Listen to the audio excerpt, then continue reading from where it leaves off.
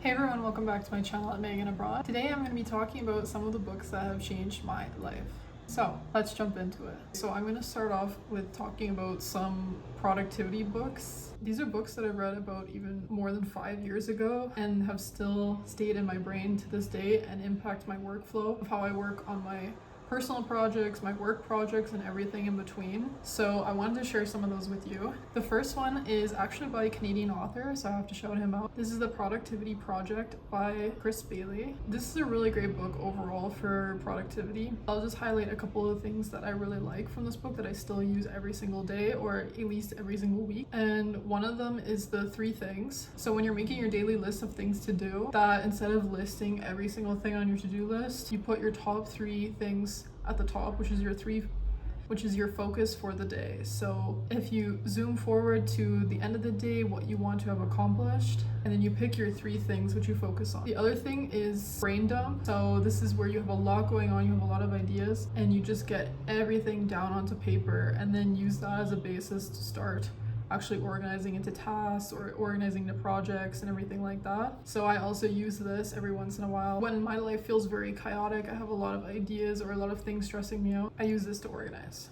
The last thing the author talked about was Think Weeks, which is actually something that Bill Gates does, where he takes a week off, goes to a remote part or someplace outside of his normal environment and just disconnects from everything. And he brings a lot of books, a lot of articles, and just spends that week basically thinking about ideas. And apparently this led to a lot of Microsoft innovations and was something that Bill Gates really advocated for. And I actually got the chance to try this last year, and I took 2 days off. I went to a small town on the sea totally alone. But yeah, I just disconnected from everything digital. I spent that time reading and writing down all my ideas, and it was a really nice time to gain clarity on my life and my career and where I want to go, and probably is the reason that I'm here today traveling. Thumbs up for that book. Okay, the next set is books by Cal Newport. If you know Cal Newport, he is absolutely iconic in the productivity and workspace when it comes to being an author. And his first book, we'll talk about deep work, which you might hear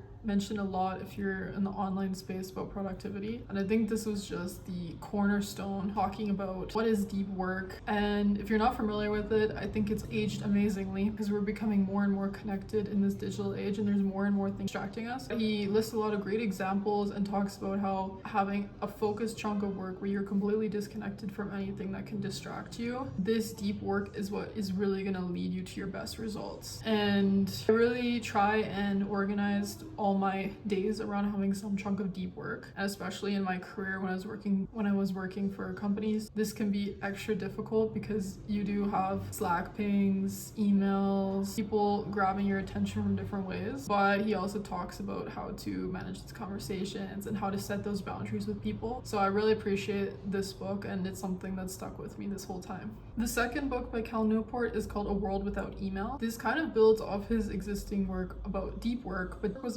essentially more from an individual perspective. Whereas A World Without Email dives into an organization. So he talks a lot about the email hive mind, how with email and instant messaging like Slack and Teams, we are constantly interconnected. But this is actually not a great way to work, even in teams. So he talks about setting up systems and how this can make work more effective, more productive, and more enjoyable. And I really carried that a lot into my career and into some of the processes that I was introducing. Just for background, I've worked in data analytics, which is still a relatively new field if you consider it. So there's a lot of room for improvement. Teams are trying to find the best way to work together, and I've worked also with a lot of startups, so helping to build processes, helping to build things from the ground up basically.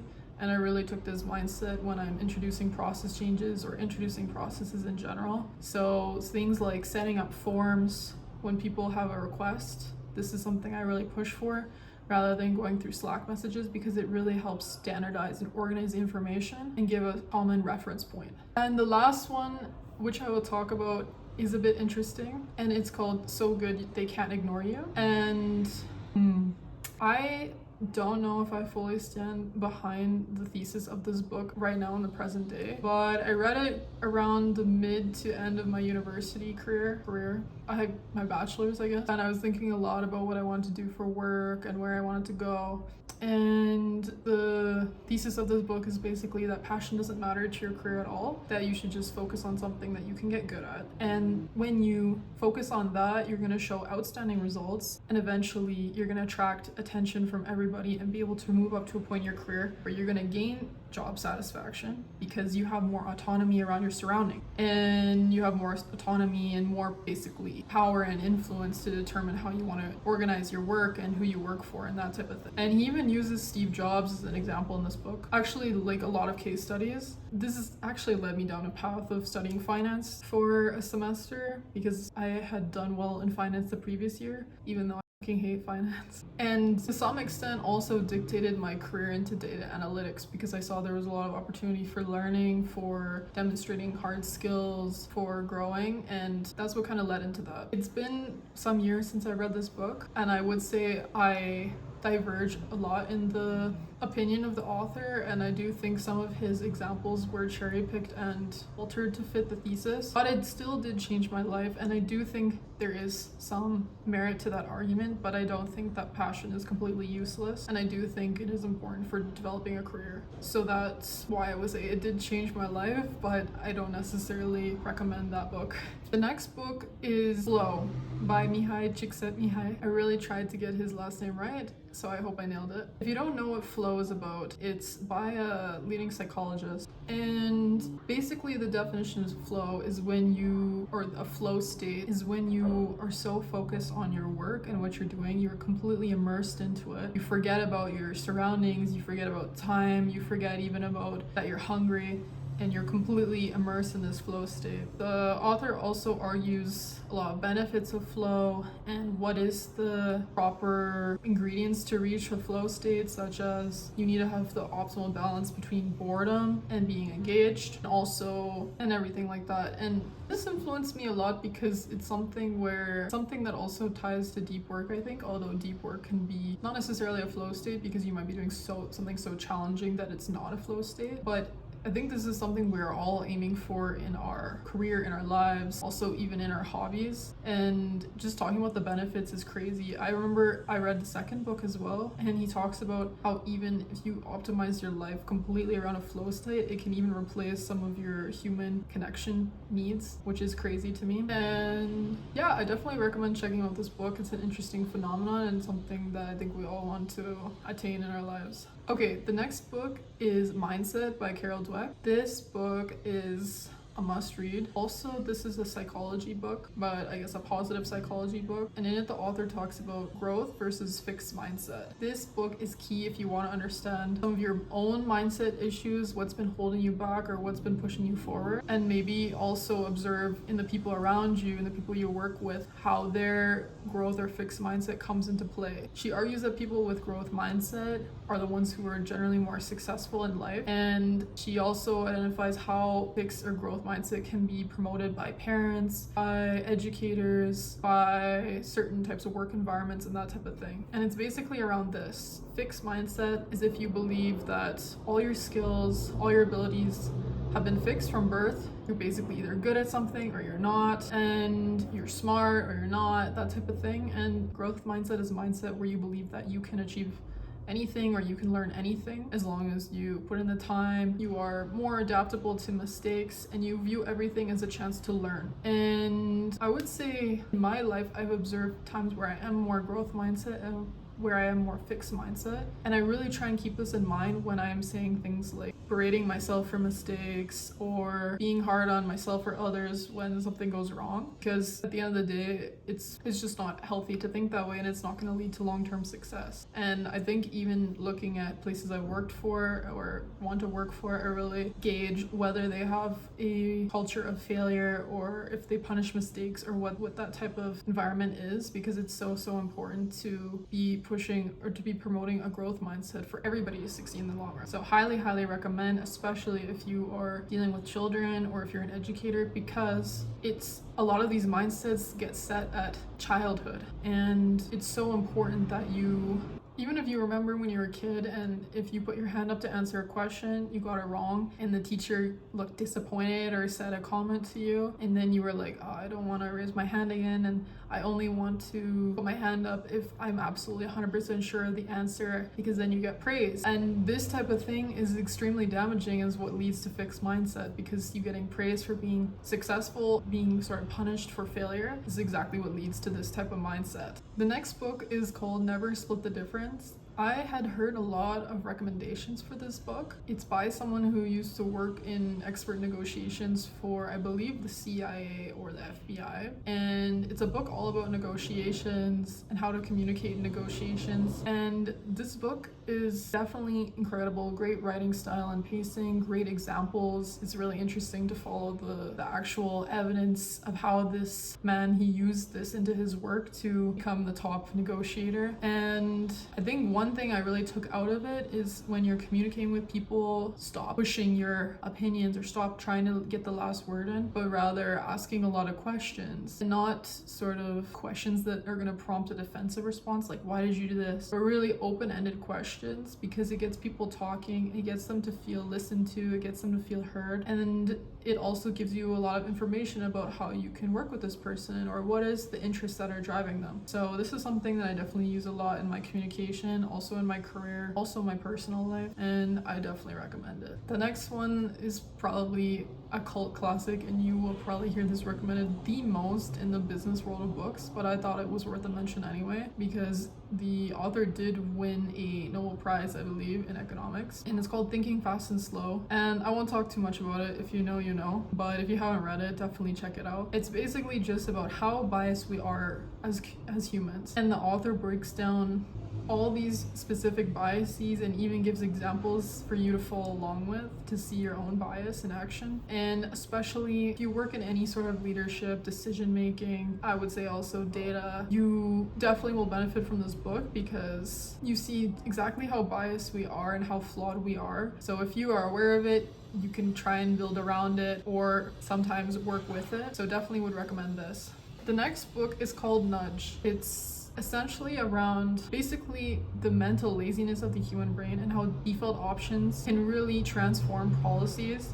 And he talks about this in many different realms, including investment, so how setting up a default employee investment fund can change things, or even how setting, for example, healthy food at eye level can change people's eating behavior. Basically, the human brain is lazy and wants to reach for the default option as often as possible. Another example is how, for example, in Austria, you give people the option to opt out. So this idea of still allowing human freedom with opting out or to changing, but giving them a default option, which most people will actually not change. For example, in Austria, they have a default opt-in for organ donors. So by default, you are registered as an organ donor. You still have the choice to opt out, but this has led to crazy success in terms of organ donors. Most people in most other countries, people are too lazy. And I use lazy in kind of quotations because people aren't lazy. It's just the brain and conserving energy and all that stuff. People are more extremely likely to go with the default option. This even has implications for your communications. I use this in a lot of things of designing, even when I was designing dashboards and things like that, any type of digital product, even how I communicate. If I say, let me know if you have any feedback, otherwise I will send this for approval, rather than saying, I'll send this for approval when you give me feedback, if you give me feedback, because again, giving this default option that's more clear, and then you get what you want most of the time. For example, when I'm setting up a dashboard as well in my job as a data analyst, I will set up a lot of the default options in terms of filters with how I think the dashboard should be viewed. You still have the choice to change that, but setting up the default options gives a lot more of people to work with mentally, rather than looking at a blank dashboard and not seeing anything. So anyway, long story short, I really use this a lot in my personal and professional life, and I definitely recommend you check it out, or at least read a little bit about what the author is talking about.